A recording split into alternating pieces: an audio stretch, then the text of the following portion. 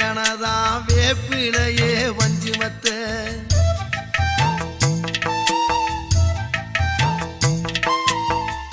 ஆத்தாகன் வளர ஆரீராரோ பாடும் புள்ள